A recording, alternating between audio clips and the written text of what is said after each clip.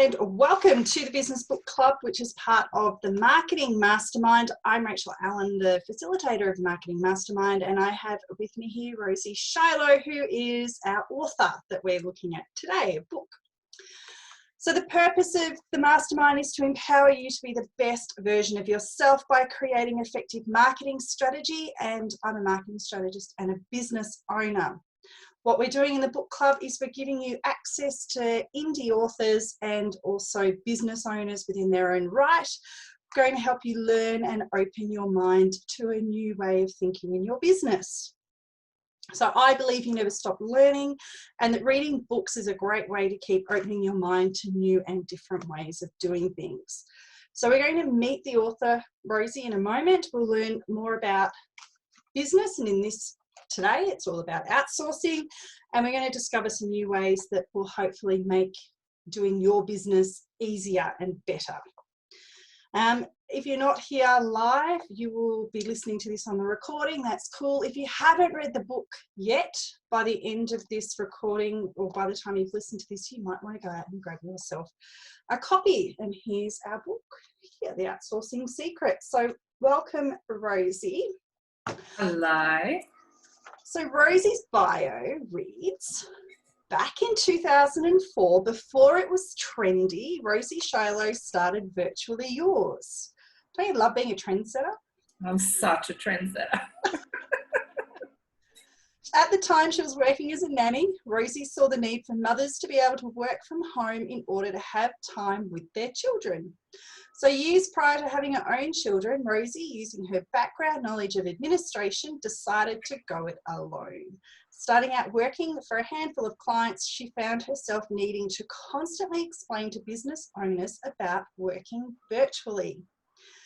It's a topic I think a lot of business owners are looking at the moment as well. Yeah, many business owners could not grasp the virtual assistant concept. After all, didn't a secretary need to sit outside of your office and answer your phone, open your mail, fetch your coffee? Tirelessly, Rosie pushed on, networking in local business groups and spreading the word about virtual assistants. As the industry grew, so did Rosie's popularity. Being known as the Mother Duck, VAs from across Australia started approaching Rosie to ask for advice. Seeing the need for these emerging virtual assistants to feel like they belong, Rosie began her network, Virtually Yours, which has now grown to a thriving virtual assistant network located here in Australia with over 160 members. So well done. Yeah, thank you. That's amazing. All right. The first question I want to ask you about this lovely book is, what did you learn from writing it? What did I learn from writing it? Yeah. Well, being it wasn't my first book, so I learned a lot of things from each stage. And one of the things I actually wanted to do with this book was potentially go and get it published through a publisher. And I learnt that I am too impatient and too stubborn to take that route. So I learned a lot about myself, because I was like, yeah, I really want to do that. I think that would be great. And then each person I spoke to who had done that, I'm just like, oh, yeah, no. No, not happening. So that was really, that was good for me to understand that about myself. And I also, when I decided I wanted to put together a book that was for business owners, because my previous stuff was for virtual assistants, I had to really stop and think about what their core blocks were around outsourcing, and making sure that, that they understood why what the book was going to be about, what those steps were, and make it so. One of the things that I made a really conscious effort on was making sure that it wasn't too much information. It's not that difficult to do all this, so don't make it harder than it has to be. So I wanted it to be informative and useful without being this massive novel that just makes it all sound too hard. I want people to feel like, yeah, not only can I read this in a fairly short amount of time, but I've remembered what you've said because it's not too long, and I can start implementing straight away. Yeah, and that's what I loved about it. I think I crawled away from my family on a Sunday afternoon and read it in a couple of hours. And that was including taking notes and everything ready for today. And there's some awesome stuff in here that you're just going to go back to as well around the strategies that you give for in the business. So obviously it's virtual assistants, and you've spent your entire business career spanning trying to change people's opinion and thoughts around VAs, around the industry. So what would you like business, or how would you like business owners to see the VA industry?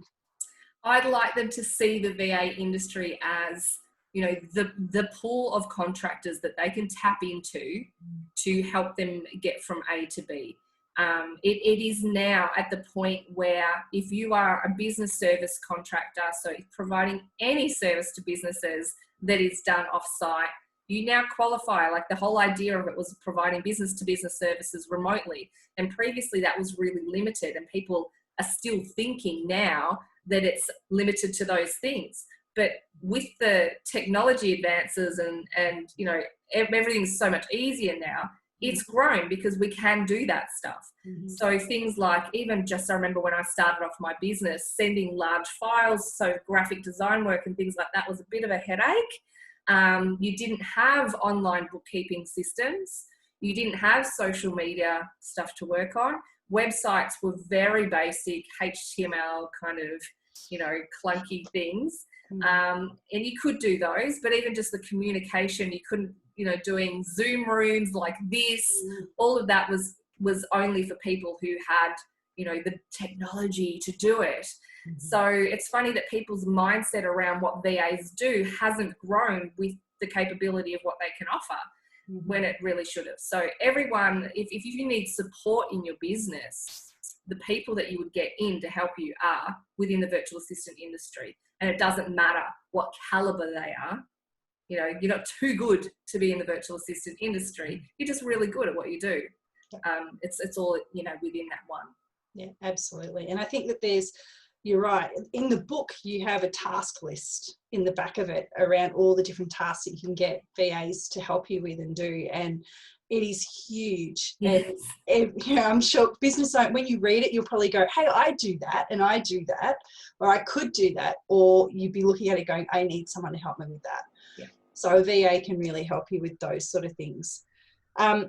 I also really loved the way that you were talking around having VAs as bringing them into your team as well. So they're not someone who you just have, that they actually come in and they're part of your team. And I know you mentioned it a couple of times in your book, your team, which is your VAs, and they don't all sit in the office with you, do they? No. That would be horrible. We wouldn't get anything done. So I love that concept of how you're building that team and you're giving them support and they're giving you support. And we miss that. A lot of business owners are out there saying, I don't have support. And and that camaraderie, you know, like even yesterday I messaged my team. So we've just got a Facebook group we message in. And I'm like, guys, is anyone there? I need to sort of just bounce something off you. I've had someone, you know, come to me with this particular issue, and then someone else last week had come to me with the issue, and there's a common denominator in the middle being a human being.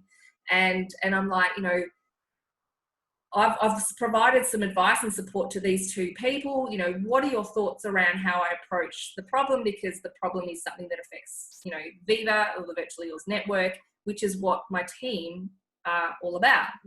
And so they came, you know, asked the questions and clarified things and you know, gave their input, and within, you know, 15 minutes I'm like, sweet, okay, cool, I can do that. And it is like just getting up from your desk and going, you know, to the tea room or to the water cooler or someone else's desk and just, you know, just getting advice and having a chat. And, you know, the best thing about it is, one thing you can't do in the office when you're talking to people is share gifts, and gifts are very funny. So we communicate a lot through gifts. And it makes it really fun. So not only am I getting, you know, the support and the advice and the guidance of these women who I really respect, they all do what they do so well. But I also get to have a lot of fun with it. And as you said, you know, we all support each other. It's really, really cool. I love it. Yeah. I think in the book you also have a graph that you talk about what people gain from outsourcing work, and support is part of it, direction, which I think you also just mentioned then, growth, and also freedom. That's so cool. Like, who doesn't? They're the things people want in their business. I reckon most people start their business so that they can have freedom, and then within 12 months or earlier, they go, oh, I forgot what my kids look like, and I can't have holidays, and I am working nights now, and I'm not making any money, and they're just trapped in this, business that was supposed to create freedom for them.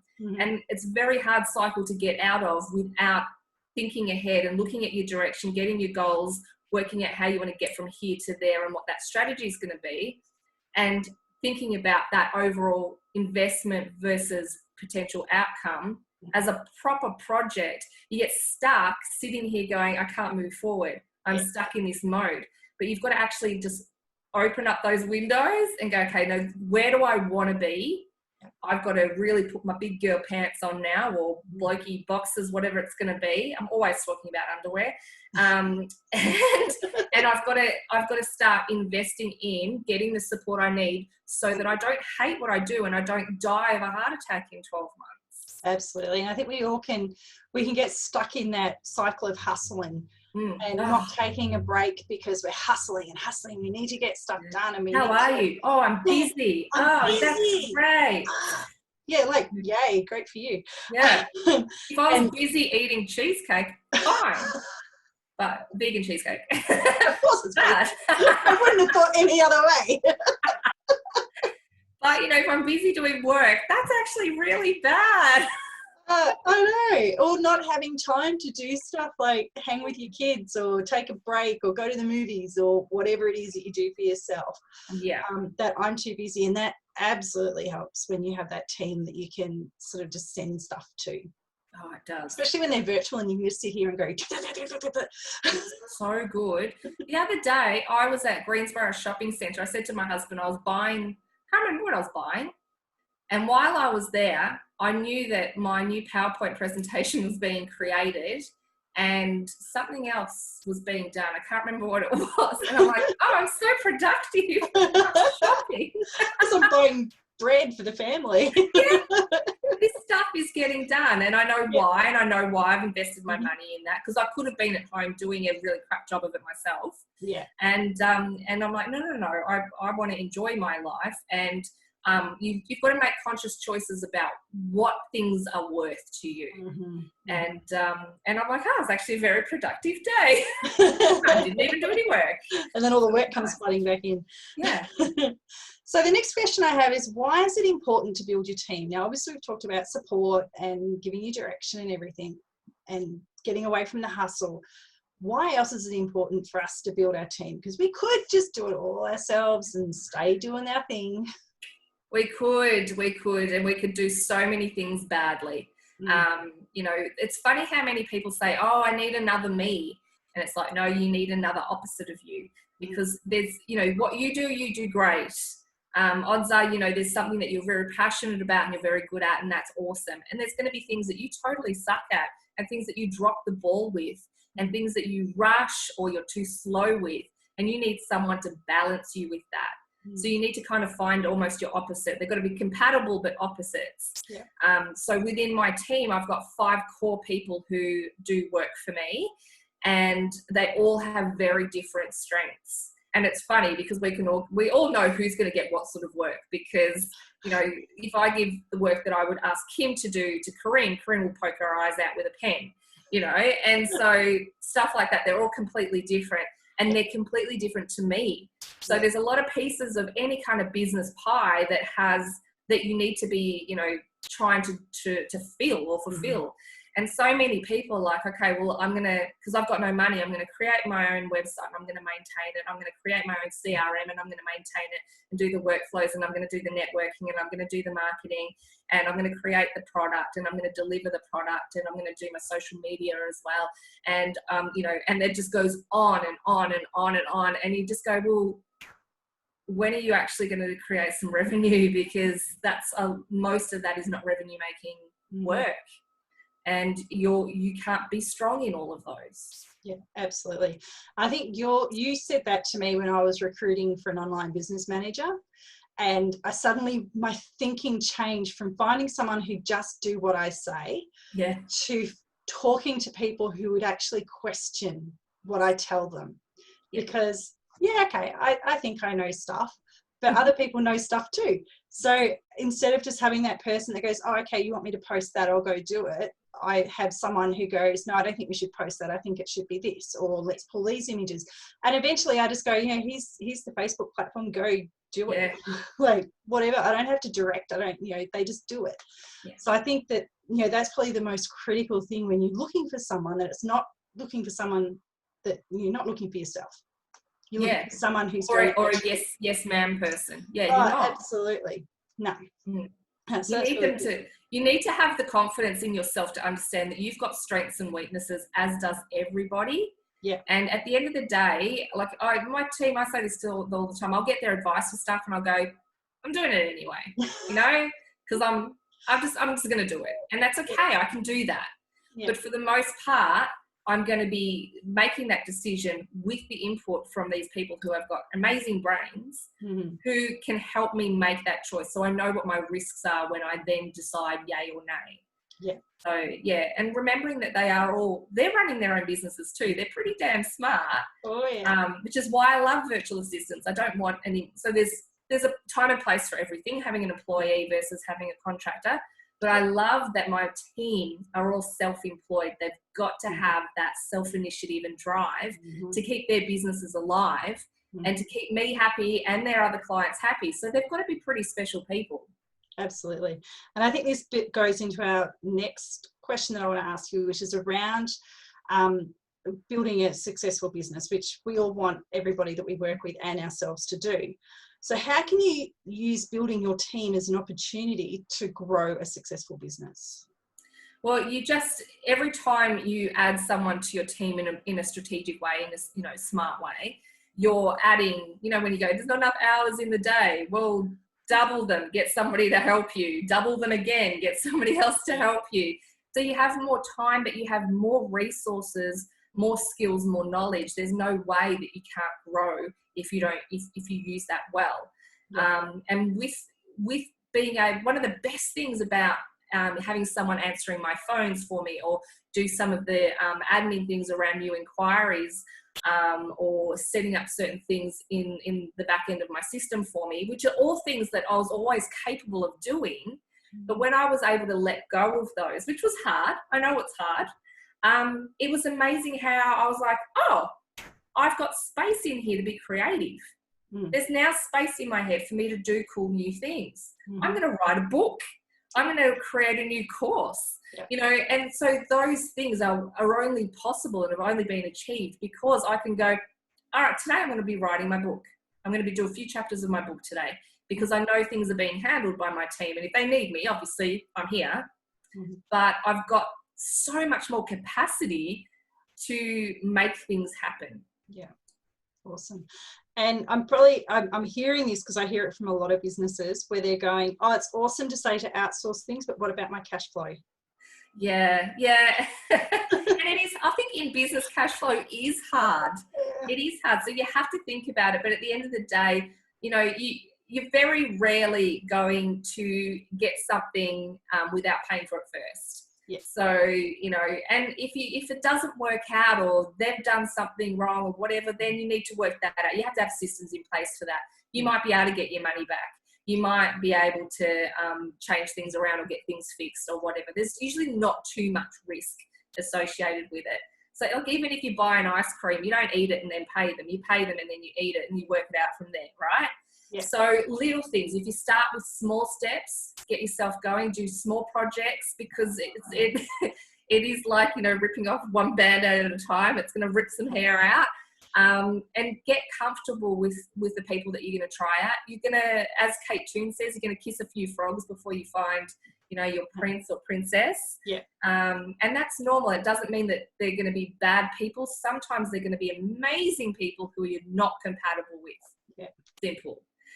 So you do need to do trial and error and see what works for you. I think the most important thing is to do baby steps to start with, but just start. And from everything that you outsource, every little project that you let go of, whether it works or not, figure out why.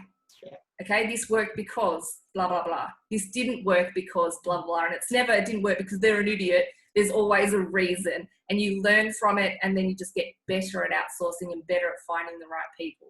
Yeah, absolutely. It's the same as if you've got staff. You know, yeah, you just don't know. And everyone, when they first come to you, I mean, we're all showing our show reel. Everyone's got their show reel going on. Yep. So you go to a job interview and you do the best you can, and then you get the job, and for the first 2 weeks you do the best you can, and then you start slacking off and keeping it real, because we can't maintain that level of awesomeness all the time. Nah. And I just can't. It's too exhausting. And so, you've got to base everything on show reels, on people showing you the best of the best, and then reality. The honeymoon period ends, and you've got to figure out whether you still want to stay married to this person or not. And so sometimes it will work and sometimes it won't. Yeah, absolutely. And if you have the right person, it's going to help you grow your business as well.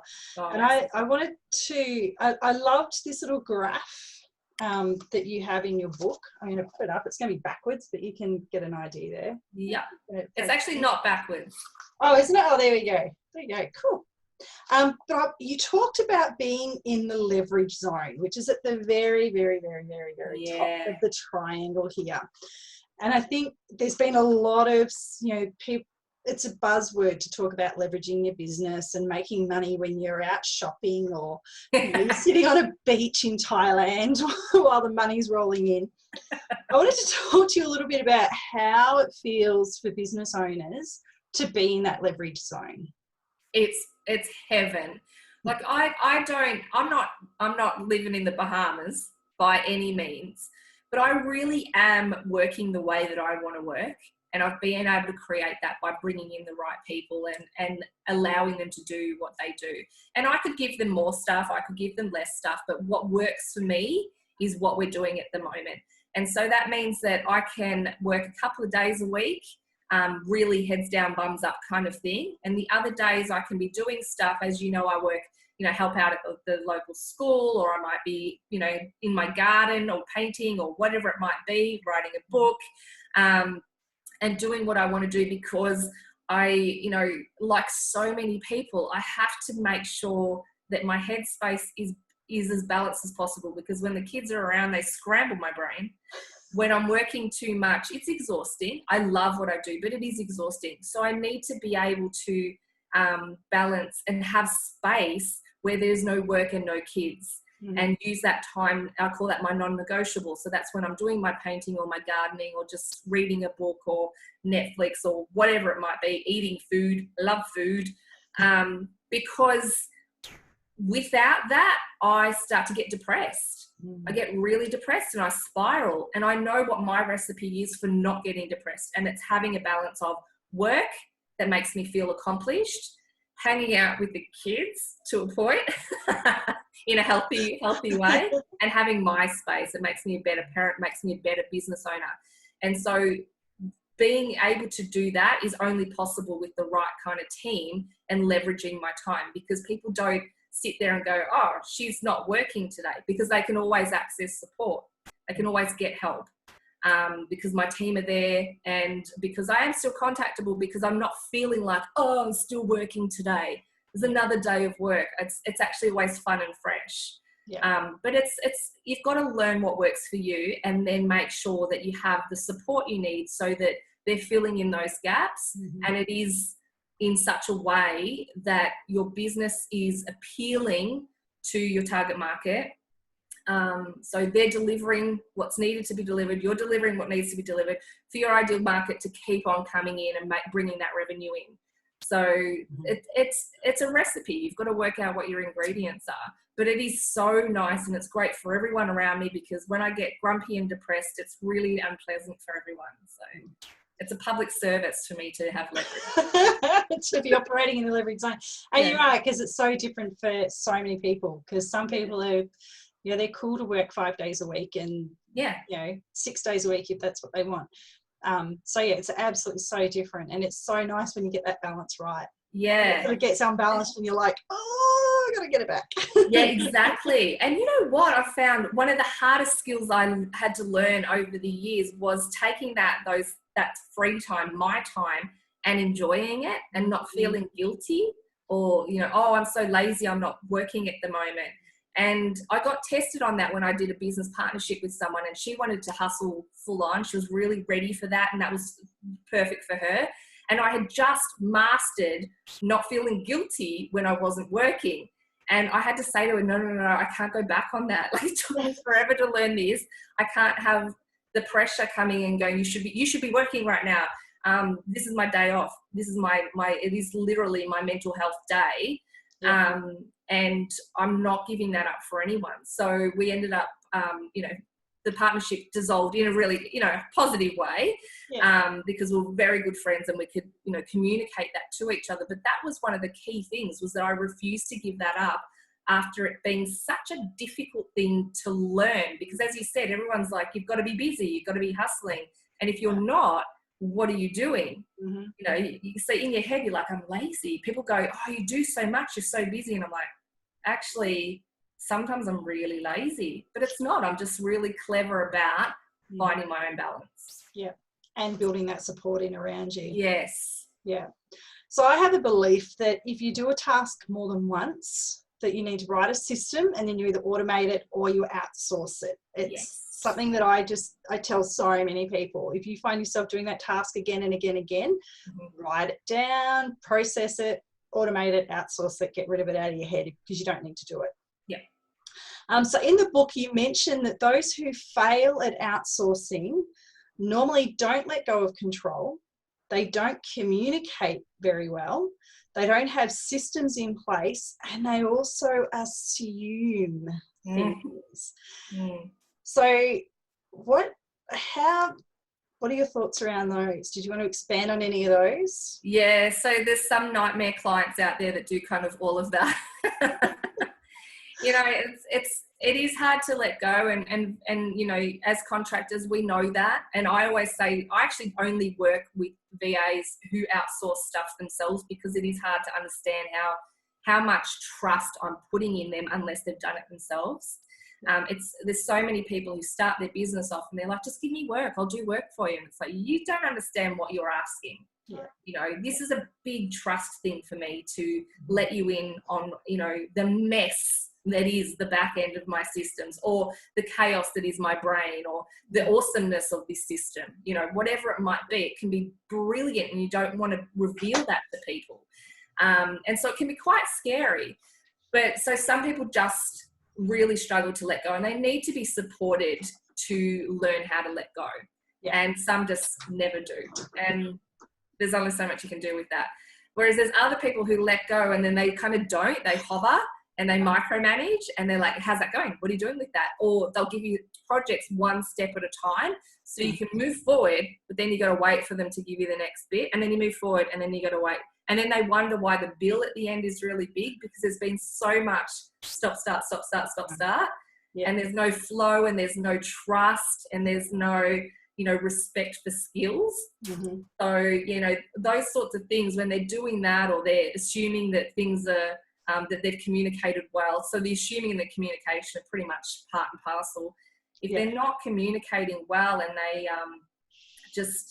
they're just assuming massive parts of the project are being portrayed. Like, you can't, I always say this, if you've got someone who comes into a hospital and they're a brain surgeon, they know how to be a brain surgeon, but they don't necessarily know where the equipment's kept. They don't necessarily know what paperwork you're using to check in and check out.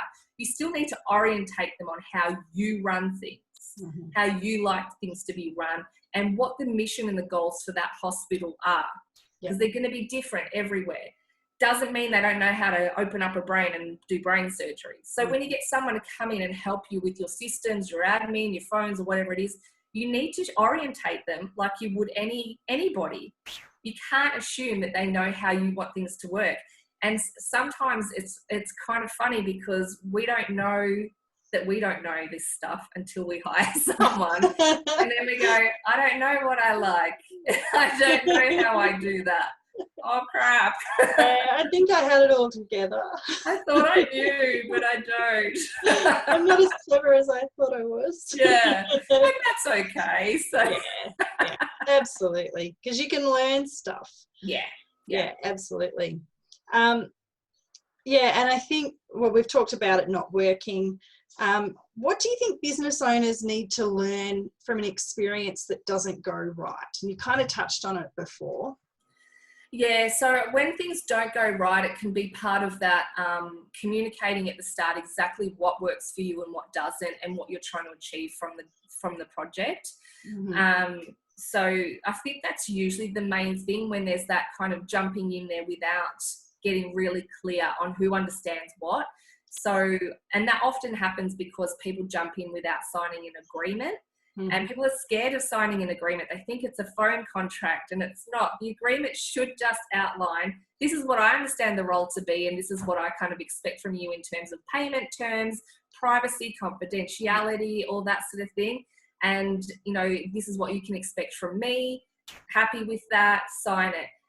Often people skip that because it's kind of awkward, and I don't want someone to sign an agreement, or I know you, like you're a friend, or you're a friend of a friend. Don't work for family or friends. Just don't. That always ends in tears. Just don't. Yeah, because you don't want them to sign an agreement because you feel really rude, and then things go to hell. Mm-hmm. They will go to hell because you don't have an agreement, and then you won't have an agreement to sort things out. So the agreement is basically there to help you when things do go pear-shaped, because you can go, okay, so this is what's gone wrong. The agreement, as per the agreement, this is what we do. Mm-hmm. That's what it's for. It's to guide you and help you. It's not like to lock you into a, horrible little relationship. It's to support you when things do go wrong. Yeah. So I think one of the key things is, that communication about where you want to go, not keeping your cards close to your chest. It's like another analogy I love is that if you sent your assistant out to find you a car, and you said, I need a car, because I've got to drive to Canberra next week. Can you get me a car? And they go out and they get you a Mazda 3, and you're like, no, not overly useful. I'm actually taking 3 kids with me, 5 bikes, and we're going to be gone for 3 months, and like all these things. And I really, really want to put a ski thing on the roof, and there's, by the way, we're taking the dogs, and so until you're really clear on what the hell it is you're trying to achieve from getting that car, they're not going to know what to look for. But as soon as you've got clarity and you speak about what it is you're looking for, they filter everything out that is not appropriate, and things get done better. It's simple, but so many people just don't do it. Yeah, absolutely. So when people read your book, what is the one thing that you want them to take away? I want them to know that they are awesome, but they don't know everything, but they can definitely find people who do and become best buddies with them, so that they have all the resources that they need to get from here to where they totally want to be, where they're feeling like, I have a good balance, my own personal level of good balance, because it's different, as you said, for everybody, between working, feeling creative, having my own time, having that connections with people, and paying my bills. And understand, like, the first thing really is we need to work out what that looks like for yourself. So what does the ideal week look like for you? How is that week balanced out there, where you just sit there and go, that would just be amazing, and then work out how you can achieve that and work backwards. And with the right people there, there's no reason why you can't do it. Even before I had a VA, I used to pretend to outsource work to a VA. I'd be like, oh, this is the work I'm giving my VA, even though I'd have to do it. But it was like, that mindset of going, I can send this work out to somebody. I don't have to do it. I just need to find the person to do it for me. Yeah. And did you put like a different hat on or something? Oh, I don't know. Probably. You should. Started a different sure I've got a pair of glasses around here with the massive eyebrows. I reckon I'd wear those. Like, I'm my VA now. I'm my VA. I'm my own VA. Yeah. I think that's actually a really good idea, to kind of, each time you're doing stuff like that, go, yes, I'm going to give this to my VA, and have that kind of thinking, these are the things that I could be handballing. And thinking, I think it's important too. So there's stuff you're doing now that you can handball. and there's stuff you can't do and you haven't been able to do and you want to bring into your business because you haven't got the skills to, that you will also need to outsource. Yeah. So there's sort of two different kind of angles. Yeah, absolutely. So there's a lot of things there that you can do. Yeah. Now, you offer a VA matching service on your website, pretty much, where you can, business owners, if you're looking for a VA, you can go into your website, right? Yeah, it's a matching service. Matching service. Did you like that? I just made that up on the fly. We're matching, and I've got the red heart share thing going on here. I know, right? We'll match you with your ultimate VA today. Need some new photos done, I think. Yes, we do. Yeah, so virtuallyyours.com.au. Yeah. If you're looking for a VA, you just go over there and there's a form, submit a request for support.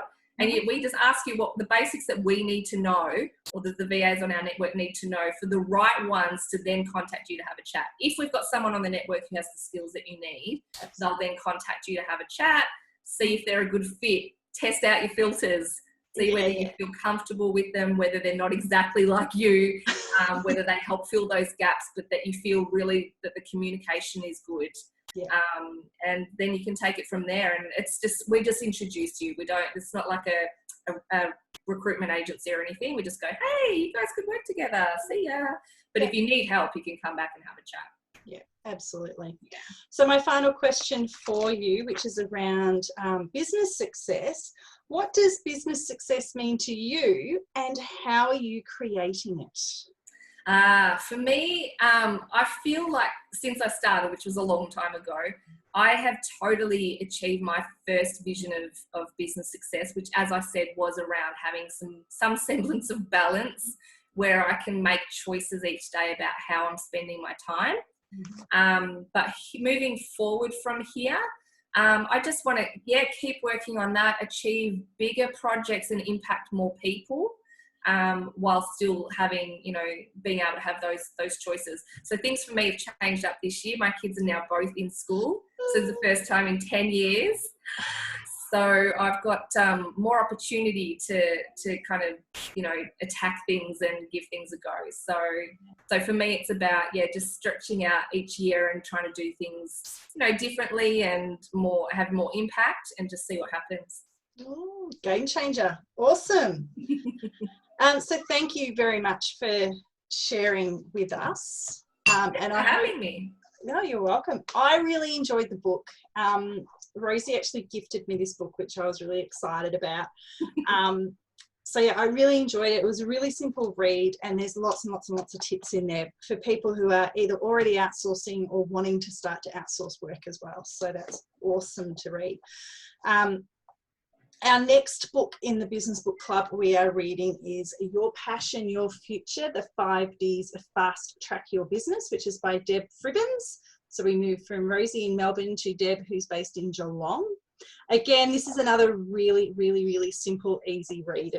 I've been crawling away on a Sunday afternoon away from my family and reading books, which is something I've been wanting to do, and the book club's giving me a good reason to do that. Nice. We also have loads of other future events. Don't forget to log into the website and check out what is coming up for you. So thank you very much. Thank you.